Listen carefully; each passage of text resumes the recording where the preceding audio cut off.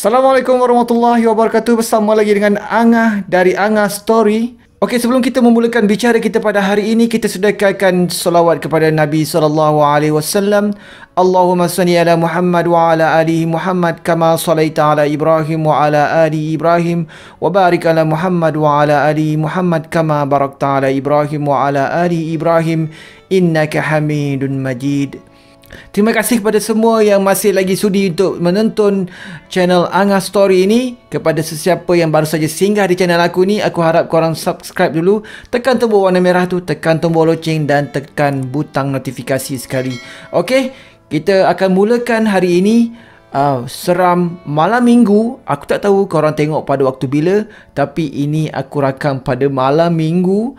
Okey, untuk cerita kali ini, aku dapat cerita daripada seorang kawan aku. Nama dia Faiz. Dia ada dua cerita katanya. Dan ini berlaku di kawasan Highway Utara Selatan. Sebab apa yang diceritakan kepada aku, dia ni akan balik ke Perlis untuk melawat keluarga mertua dia di sana.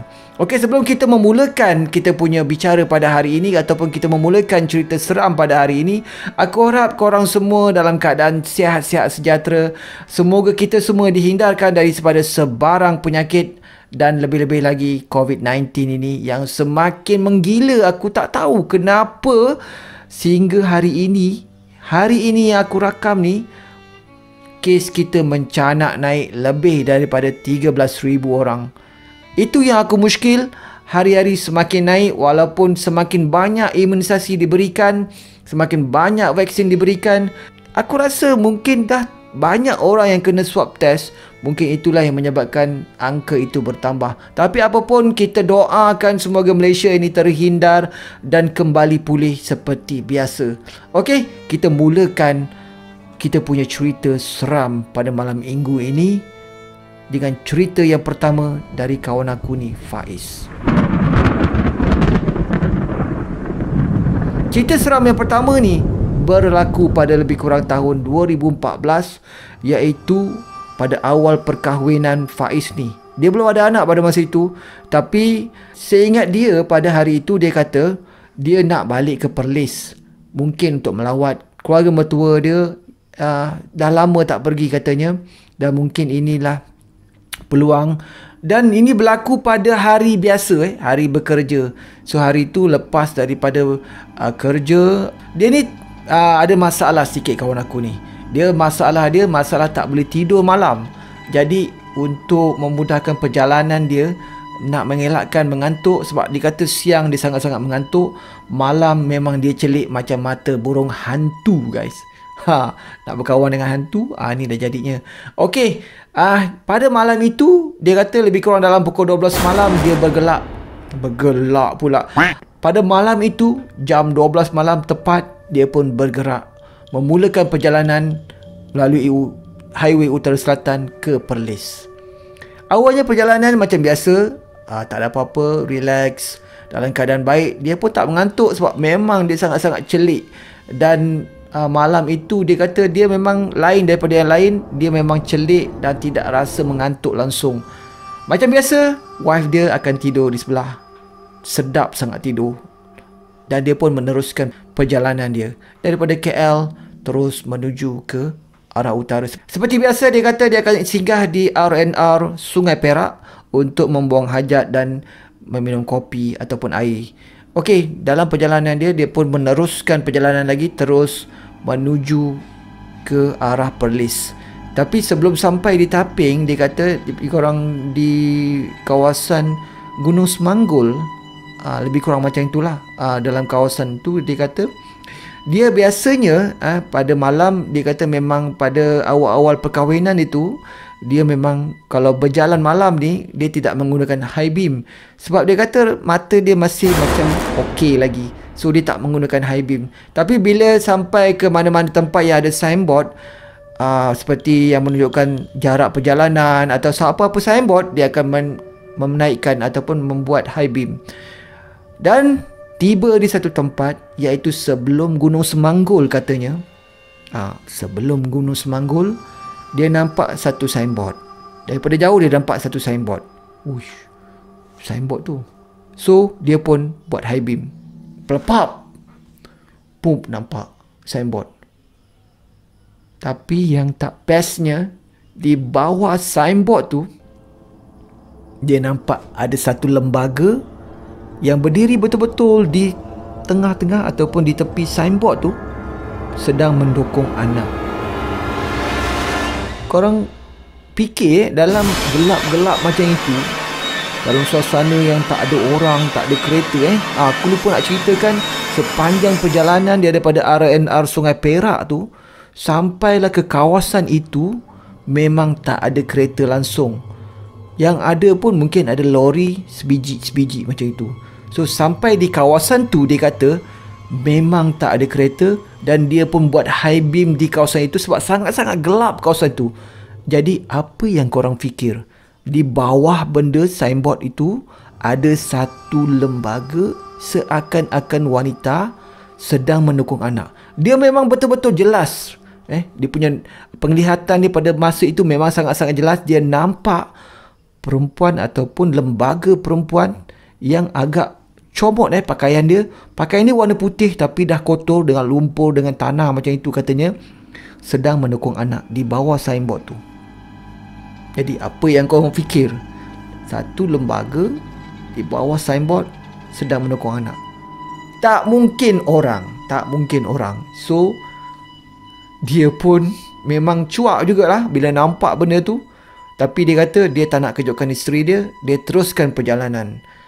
Okey, bila dalam perjalanan tu, daripada tempat itu pun sampailah ke arah Juru ataupun RNR Juru. Dia kata pada masa itu pun memang kereta sangat-sangat kurang. Tapi yang peliknya, dia kata dia ada berselisih dengan beberapa lori, lori roti, lori macam itulah. Tapi bila dia berselisih saja dengan lori, dia kata lori-lori itu pun menaikkan high beam ataupun membuat high beam. Tak tahulah apa yang dia orang nampak. Dia kata dia pun sangat-sangat pelik. Apa yang diorang high beam ni? Tapi mengingatkan peristiwa yang baru lepas tadi, dia pun singgah di RNR Juru untuk basuh muka, untuk minum, untuk menenangkan diri dia. Minta-minta, dia kata tak adalah benda yang mengikut dia. So tak ada apa-apa, sampailah ke rumah mertua dia lebih kurang jam 5 pagi. Dia pun terus mandi untuk mengelakkan benda-benda yang ingin mengikut dia balik. Alhamdulillah tak ada apa-apa benda terjadi. So dia kata memang dia sangat-sangat jelas muka lembaga tu. Meramah rumah aku guys. Aku boleh terbayangkan satu lembaga pakai baju putih seakan-akan perempuan mendukung anak. Di waktu tengah malam yang tak ada langsung kenderaan kat situ, kita tak nampak pun ada kenderaan berhenti di situ. Tiba-tiba ada satu perempuan dengan anak di kawasan tu. Aku lupa nak beritahu, signboard tu menyatakan kawasan kemalangan. Jadi pada pendapat aku, lembaga ini adalah satu jelmaan. Satu jelmaan penunggu ataupun jin yang berada di kawasan itu. Kemungkinan untuk mengganggu, tapi alhamdulillah dia cuma menjelmakan diri saja. Dia tidak mengganggu kawan aku itu. Nasib kau lah Faiz, alhamdulillah tak diganggu. Okey, itu cerita yang pertama. Okey, kita nak terus kepada cerita yang kedua. Adakah korang telah merasa seram dengan cerita ini? Kalau kau rasa seram, yang ini lagi seram. Sebenarnya kawan aku ni, dia sangat-sangat banyak cerita guys. Dia kata dengan aku, bukan setakat perjalanan dia balik daripada Selangor ke Perlis tu, yang dia lalui banyak macam-macam cerita. Tapi dia kata banyak lagi cerita masa dia ride, masa macam-macam lagi. So ini cerita yang kedua dia. Perjalanan macam biasa, daripada Selangor nak balik ke rumah mertua dia di Perlis. Tapi kali ini dia kata dia berlaku ketika musim perayaan. Tak salah Aidilfitri ke Adha macam itu. So dia bercadang untuk balik ke rumah mertua dia. Tapi dia bukan pada sebelum Hari Raya Adha tau. Dia berlaku dalam 2-3 hari selepas Hari Raya Adha tu, mungkin seminggu selepas itu. Disebabkan dia pun tak ingat Dia rasa mungkin tak dapat cuti ataupun dia beraya dulu di Selangor, di rumah mak bapak dia lah. Jadi dia pun selepas 2-3 hari ataupun seminggu tu baru dia nak balik ke Perlis. So perjalanan ni kali ini untuk menyambut perayaan. Dia berlaku juga di Highway Utara Selatan. Kalau korang nak tahu, highway ni macam-macam cerita. Bukan setakat Highway Utara Selatan je. Semua highway di Malaysia ni disebabkan dipotong dengan hutan, dipotong jalan, gunung dan sebagainya, maka kawasan-kawasan tersebut memang sangat-sangat berpenunggu ataupun banyak sangat penghuni kat situ. Okey, kita pendekkan cerita. Perjalanan dia macam biasa. Dia akan mulakan perjalanan pada pukul 12 malam. Ya, pada masa ini orang semua sedang lena di ulit intan ataupun sedang lena di buai mimpi. Tapi member aku ni dia celik. Dia memang macam burung hantu. Malam dia celik, siang dia tidur. Macam itu. So malam ini dia bergerak pada pukul 12 malam. Perjalanan macam biasa daripada Selangor masuk KL, masuk highway terus ke Lebuh Raya Utara Selatan tu. Dia macam biasa akan singgah di R&R Sungai Perak untuk melepaskan hajat, basuh muka, minum air dan sebagainya. Baru dia bergerak terus untuk ke utara lah. Untuk ke utara.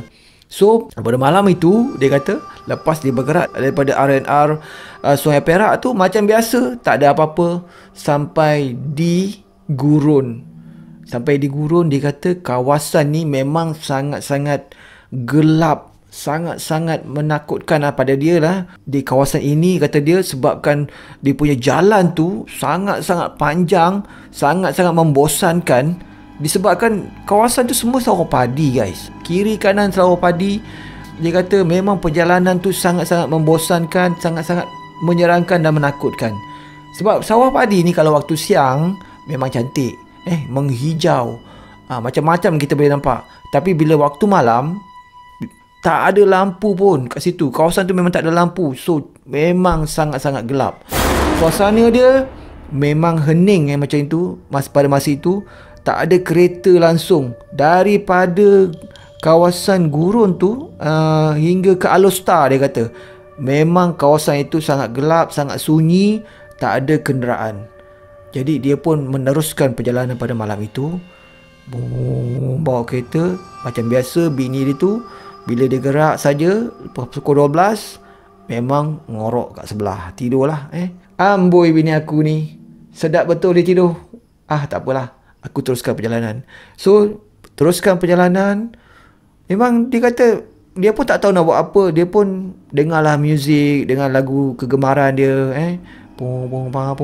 Terus perjalanan dia tu, dia sampai sebelum Gunung Semanggul. Dia kata kat situ dia ada satu flyover. Dia akan naik flyover tu.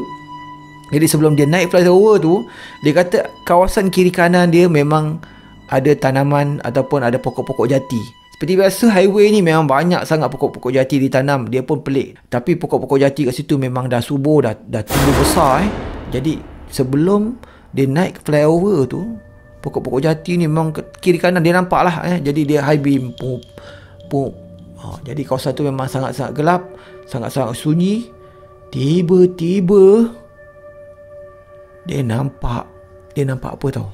Daripada satu pokok jati tu, dia nampak lembaga yang memakai pakaian putih di atas pokok jati tu. Dari jauh dia nampak dah. So bila dia sampai ke kawasan itu, dia betul-betul berdekatan dengan pokok yang ada lembaga putih tu. Lembaga putih itu terbang di depan dia. Sambil terbang tu, lembaga itu telah memperlihatkan muka dia berdekatan dengan kereta dia. Betul-betul di depan windscreen cermin kereta dia tu, lembaga dia terbang.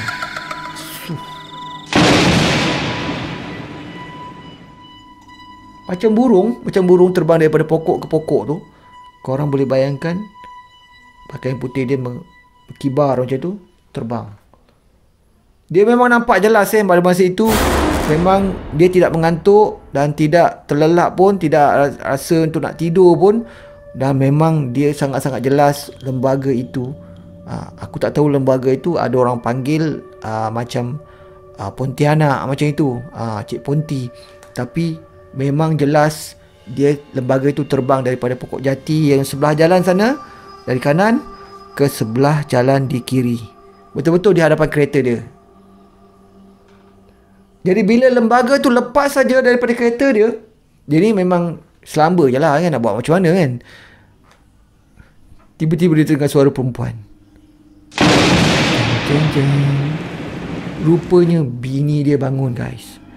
Apa dia kata? Bini dia tanya, "You, apa benda tu you?" Macam itulah lebih kurang. Tak ada apalah, dia kata. So dia pun meneruskan perjalanan. Dia pun pelik kenapa tiba-tiba bini dia boleh bangun, sedangkan tadi punyalah syok tidur, dibuai mimpi, dibuai tak tahu sampai ke mana dah. Tiba-tiba bini dia bangun. So dia tanyalah, "You, kenapa bangun? Tadi tidur." So bini dia kata apa tau? Tadi ada macam orang cuit-cuit, dia kata dia. Suruh bangun. Kan you yang cuit I. Tak adalah, kata dia. Rupanya dia terbangun untuk ditunjukkan benda tu. So bini dia sebenarnya nampak benda tu terbang juga. Tapi bini dia taklah meroyan, taklah macam meracau, kena rasuk macam itu, tak ada. So bini dia pun diam, dia pun diam. Teruskan perjalanan sampailah ke rumah mertua dia di Perlis sana. Nak jadikan cerita, bini dia ni esoknya demam, guys, sebabkan nampak benda tu. Ini bukan cerita main-main, ini cerita benar daripada kawan aku tu. Dia kata memang bini dia demam, tapi alhamdulillah dia okey lagi. So inilah kisah kedua dia. Korang boleh bayangkan tak, dalam keadaan korang bawa kereta tu, punyalah syok bawa kereta, tapi memang dalam keadaan kau seram kau takut sebab melalui satu jalan yang panjang, yang membosankan, yang gelap. Tiba-tiba korang nampak lembaga macam itu terbang, dan betul-betul di hadapan cermin korang. Apa yang korang rasa? Okey, aku rasa itu je cerita kita pada malam ini, cerita seram pada malam ini. Kalau korang rasa benda ni tak terlalu seram, insya-Allah ada lagi yang lebih seram. Kepada sesiapa yang ingin berkongsi cerita dengan aku, korang boleh drop by korang punya cerita-cerita seram di IG aku. Korang boleh tengok Nice Guys TV, nanti aku letakkan di bawah ni. Korang DM aku cerita-cerita, kau buat satu short story macam itu, dan aku akan olahkan untuk korang. InsyaAllah korang letakkan cerita korang, ataupun korang boleh PM aku di FB aku pun boleh, Anwar Abu Bakar. Nanti aku letakkan di deskripsi sini nanti, ataupun di bawah ni nanti. Okey, kepada sesiapa yang baru saja singgah di channel Angah Story ni, korang tekan dulu tombol subscribe ni, tekan tombol loceng, dan jangan lupa tekan all sekali. Okey, Angah rasa itu saja cerita pada kali ini. Maafkan Angah sebab Angah ada menggunakan perkataan aku. Angah lupa, patut Angah bahasakan diri Angah. InsyaAllah Angah akan perbaiki hal itu. Okey, kita jumpa lagi di next video. Assalamualaikum warahmatullahi wabarakatuh.